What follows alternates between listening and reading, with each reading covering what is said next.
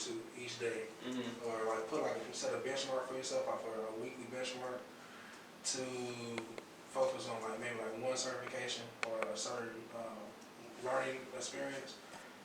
If you do that each week, within a month, you can be able to pick up 3 to 4 different skills, or 3 to 4 different ways to monetize something, or to add on to what you're already doing. And because like people, sometimes I, myself included, used to think that when it came to like getting these different certifications, these different new things, and it was like something that it took like months on end to obtain. It's like really you can go ahead and get this within a few hours if you just dedicate yourself. If you just instead of trying to wait to this 1 month to where you can take vacation time off to go do this particular boot camp or whatever, you can just dedicate that amount of time each day, each week, each month, and by the time and then next thing you know it, you've already got not just one, but a number of different things that you can add to your wheelhouse. And this is like, continuous improvement is something that is not so much optional, and especially in this day of business,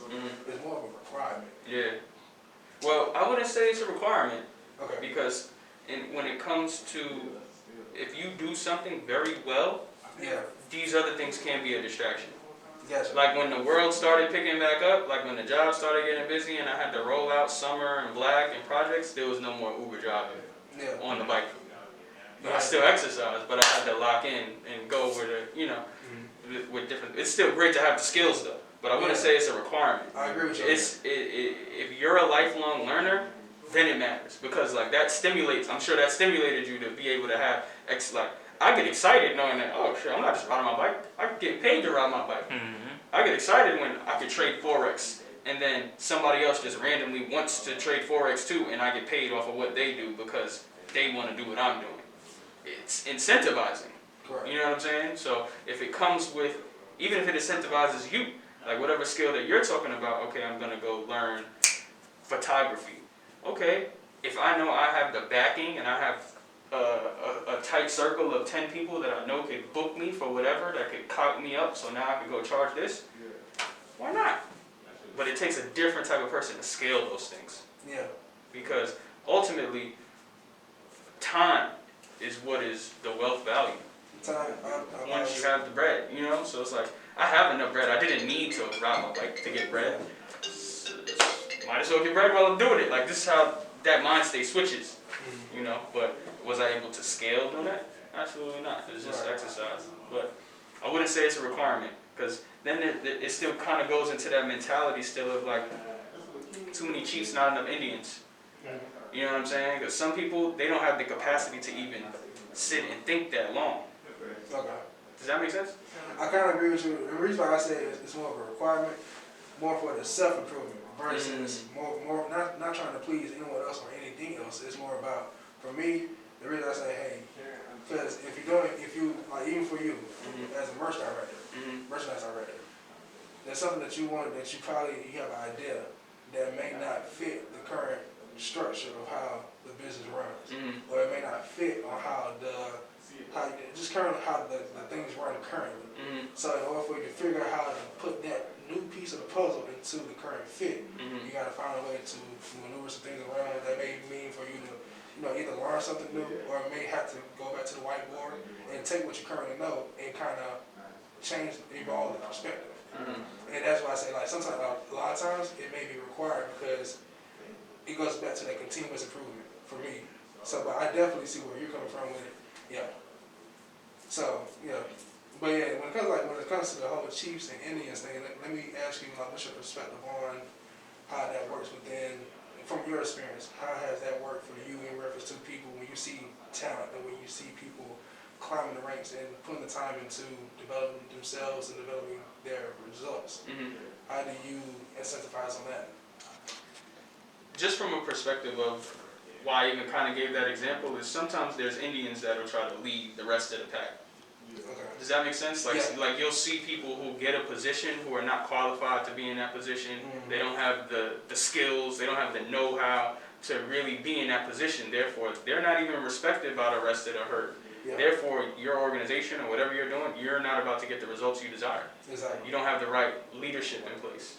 say leadership, because anybody can be a boss. Anybody can make a schedule. Anybody can say, come work for me at this time, get your money, get out of here. It takes a different chief, you know what I'm saying, to create that buy-in, to create the motivation for people to want to, get results. So that's what I meant by that example. Yeah, so there's a difference between and I see where you're coming from with this, so I'm asking for clarification. There's a difference between someone who is striving to get the knowledge through, I guess, like a training program versus someone who's actually going through the ups and downs and going through the hustle and bustle and actually getting their experience. And is that what Absolutely, yeah. I mean, tangible experience is going to trump reading. Every time. Not because reading is bad. I love reading. I read. Just as you were saying, it's a stepping stone. It's not going to take you to where you need to go. It's a base, right? You can read as much life insurance stuff as you want to read, but if you don't get out there and go talk to some people about what their needs are and understand what their problem is and how you can resolve it and hear these, you're not going to be able to be successful. So, absolutely. Yeah. No, and it ties into when I was in sales. One of the things that we would always get upset about was when you bring in a trainer who, they can sell, but can they sell cars? And sometimes it goes real industry specific, because if you know insurance, but I'm a car salesman, what you're trying to solve and what I'm trying to solve is two different things. And the way we're solving it is different. So you're trying to lock them in for a premium across a year. I'm trying to lock them in on a payment that's going to last for 6 years. So even then, the number you're talking about, you're protecting their life. I'm making sure that they can have a life to protect. So, and then when we come in, the first thing we would always hear, or me in particular, because I was a lot younger than most of the guys I'd be coaching, they say, well, I've been in this business for 15, 20 years. Some guys be like, I've been in this business longer than you've been alive. And what can you teach me that I don't know? Do you even have experience doing this? First thing to say, whoa, hold on, I started out in the sales floor. I made it here because I know how to sell. I didn't make it here because I can read a book. Yeah, I have a degree, but that's just a check mark for me. That's not the standard of why they hired me. Right. The first thing they asked was, do you have sales experience? Yes. How long have you been selling? This long. Well, most of the guys we work with have been selling longer. Well, this is the production I put out. Okay, well, the production is around what we want people to, is the baseline of where we want people to be. Well, what will make you better? Well, I work harder than them. I made it here without training. So you're telling me I'm as good as them with no training, learning it by myself. You add training to what I have, I can teach anybody anything. I can sell anything. And then it comes to mindset as well. When you have the skill and the training, you have to be able to show that you have it. So like you're saying, the person that's not battle tested and all they have is book experience, when it's time to show up and explain it, they can explain the theory, but then it's, okay, what if somebody, obviously in car dealerships, it will be when somebody walks into, and I use this for Mario all the time, when somebody walks into the dealership, what's the first thing you always hear? Do you need help? Do you need help? Welcome to ABC Motors. And what's the first thing you always say? Just looking around. Exactly. It's a reflex. Now, the person that's not battle tested and only knows theory is going, what are you looking for? And you gonna brush them off and be like, oh, here we go, another salesperson. But if you come into the dealership and the person says, hey, welcome to ABC Motors, are you doing a little looking or a little shopping? What do you say now? A little of both, maybe. Doing a little of both. So you probably already know what you're looking for. Are you looking for pricing information or are you looking for more vehicle information? You see, the difference there is the first person got shut down as soon as they started talking. The second person went directly into, you said a little bit of both. I went to where you're looking for pricing of vehicles. Because now you're answering my options. You can't shut me down from there. Well, I already know what I'm looking for. Awesome. I'll point you in the direction. Now you're being and valued. I'm a value to you. I'm not trying to sell you anything. I'm not trying to do anything. I'm just trying to point you and greet you. And that's something I had to learn from in the field experience. Because if I was, on my first day, I was the guy who just walked up, hey, welcome, and I'll stick my hand out. And people would look at me like another salesperson. But when I switched to the modified method, people were then like, oh, okay, awesome. I'd never told people my name until they had already said, show me a car. So we go through the whole scenario, similar to what we did. And you say, let's say you say you're looking for buying information. Also, you already know what vehicle you're looking for. You probably already have your options locked in. You may have went online and already have a vehicle in mind. Yeah, I do actually. Oh, which one was it? I'll pull it up so you can take a closer look. Or I wouldn't even say that. I say I'll pull it up so someone else can help you give a closer look. And most people will go, well, I mean, you're already talking to me. Aren't you a salesperson? Yeah, I am, but I didn't want to assume that you wanted to work with me. I didn't know if you had already talked to someone here. Well, no, I haven't. Oh, that's amazing. Are we lucky enough to be your first stop? Yes, no. If it's no, well, I had the option now. I know that somebody else messed up. I can ask how they messed up. If I'm the first one, okay, cool. I'm the first one to give them this experience. I know I can set the bar now. Because even if they leave here not buying, if the bar is set up here, ultimately they can come back. Yeah. So that type of stuff I learned just from, like you were saying, the person that's battle tested versus the person that only knows theory. I had to get told no 100 times before I realized, okay, I'm saying this wrong. But then going back to it, then when I get to introduce my name would only be introduced when you say, well, can you show me? Oh yeah, awesome. Yeah, I'll go grab a key and I'll show you. Oh, how rude of me. My name is Jared. And I still wouldn't ask for the handshake. I wait for you to say, oh, my name is Evan. Evan, it's a pleasure to meet you, my friend. Go grab the keys and I come back. Now they're like, oh, this guy's different. He didn't get in my space. He's not trying to sell me nothing. He's just trying to bring value. And that again, that goes to what you're saying. Someone who's not tested, right, is gonna think, oh, you doing too much. You doing a lot just to. But the person who is tested is going, oh, that kid is smart. He's jumping over every hurdle. And I think that raises a question that I came upon maybe last year with one of my mentors, because we were talking about training programs and just overall and developing your team. How do you figure out how to serve? How do you know how to create a development process or the developing environment for your team? And how do you develop? Because when you talk about, when we talk about a chief, one of the things about being a chief or just being a leader, when you look at your team, you see how you want your team to grow over time.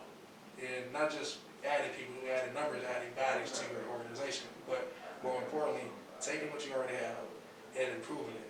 When you see something in somebody and you're like, okay, I see you have potential, and I want to see you grow. I want to see you become more of a power player in my organization.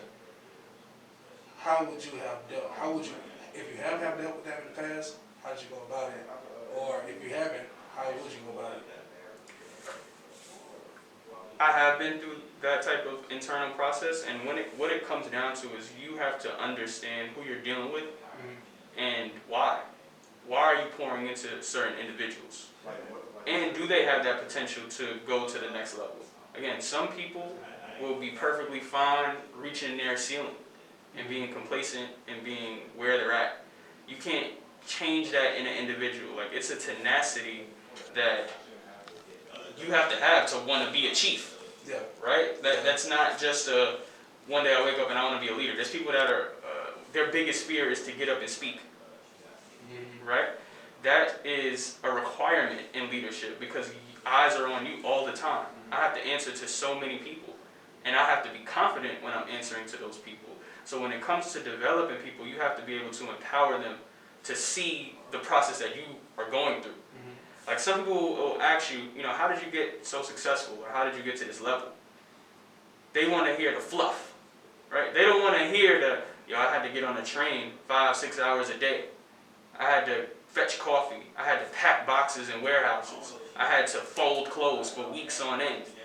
That's the non-sexy part of the story, and that's the same part of the story I'm going to put you through, those battlefield-tested things. Because if you don't understand this process, how are you going to cut these deals? How are you going to be confident enough to explain the process if you never went through the process? Correct. So by taking an individual through the process, if they can't even get through 50% of it, you know that,